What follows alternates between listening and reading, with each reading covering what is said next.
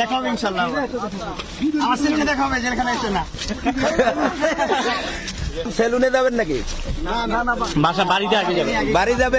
অবশেষে জেল থেকে মুক্তি পেল প্রিন্স মামুন। জেল থেকে বের হয়ে দুধ দিয়ে গোসল করলো টিকটক তারকা প্রিন্স মামুন। প্রিয় ভিউয়ার্স, সম্পূর্ণ ভিডিওটি দেখে আপনার মতামতটি জানিয়ে দিন। এই যে তুমি ক্যামেরা ধরো ভালো করে। মামুনকে তার বাবা মা দুধ দিয়ে গোসল করে দিচ্ছে। দীর্ঘ প্রায় 1 মাস জেল খাটার পর অবশেষে মুক্তি পেয়েছে টিকটকার প্রিন্স মামুন। গত 1 ঘন্টা আগেই ঢাকা কারাগার থেকে জামিনে মুক্তি পায় মামুন। জেল থেকে বের হয়ে মাকে সালাম করে টিকটকার মামুন। মূলত গতকাল সোমবার ঢাকা মহানগর দায়রা জজ আদালতের বিচারক জগরুল হোসেন মামুনকে জামিন দেন। এর আগে গত 9 জুন বহুল আলোচিত সমালোচিত 48 বছর বয়সী টিকটকার লায়লা প্রিন্স মামুনের বিরুদ্ধে রাজধানীর ক্যান্টনমেন্ট থানায় ধর্ষণ মামলা করেন। লায়লার মামলা করার 4 দিন না যেতেই মামুনকে গ্রেপ্তার করে পুলিশ।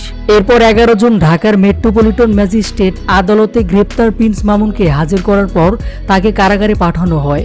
ওই দিন জামিনের নামঞ্জুর হয়।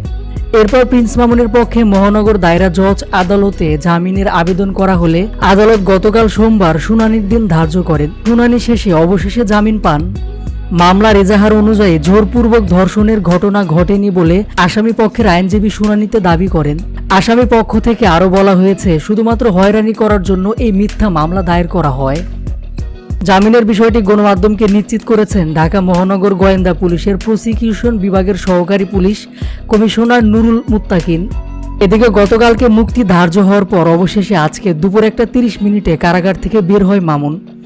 এ সময় কারাগার থেকে বের হয়ে মাকে সালাম করে মামুন।